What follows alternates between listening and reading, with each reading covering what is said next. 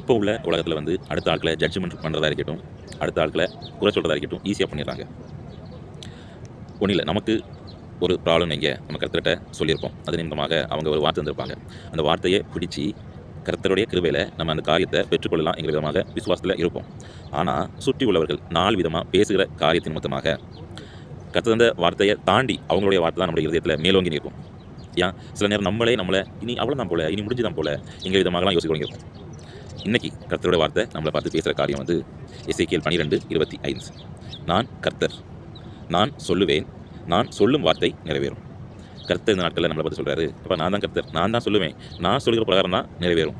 அவங்க சொல்கிறாங்க, இவங்க சொல்கிறாங்க, அப்படி சொல்கிறாங்க, இப்படி சொல்கிறாங்க, அதன்படிலாம் நிறைவேறாது. மார்த்தாள் மரியாதை இருக்காங்க.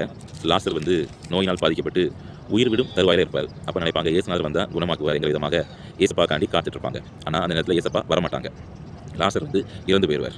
இப்போ சுற்றி உள்ளவர்கள்லாம் சொல்லுவாங்க, அவளை தான் இறந்தாச்சு, எடுத்து அடக்கம் பண்ணிடலாம், எடுத்து அடக்கம் பண்ணிடுவாங்க. இப்போ ஏசப்பா வருவாங்க. அப்போ மாத்தா மரியா சொல்லுவாங்க, ஏசப்பா நீங்கள் மட்டும் இருந்திருந்தா என்னுடைய சகோதரன் வந்து பிழைத்திருப்பான்.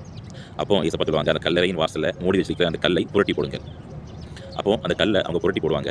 கர்த்தர் அதிசயம் செய்வார், லாசர் பிழைத்து வெளியே வருவார். இந்த நாட்களில் நம்மளுடைய வாழ்க்கையிலையும் நம்ம நாசப்படுத்தும்படி சுற்றி உள்ளவர்கள் சொல்லியிருப்பாங்க இல்லையா, அந்த மாதிரிப்பட்ட வார்த்தைகளை நம்மளே சொல்லியிருப்போம். அந்த மாதிரிப்பட்ட வார்த்தைகளை எடுத்து புரட்டி வெளியே போடுவோம். கர்த்தர் இந்த நாட்களில் நமக்காக வேண்டி அதிசயத்தை செய்வார். புரட்ட வேண்டிய காரியத்தை புரட்டுவோம், கர்த்தருடைய அதிசயத்தை சுதந்திரிப்போம். கர்த்தர் தாமே உங்களை ஆசீர்வதிப்பார். ஆமேன்.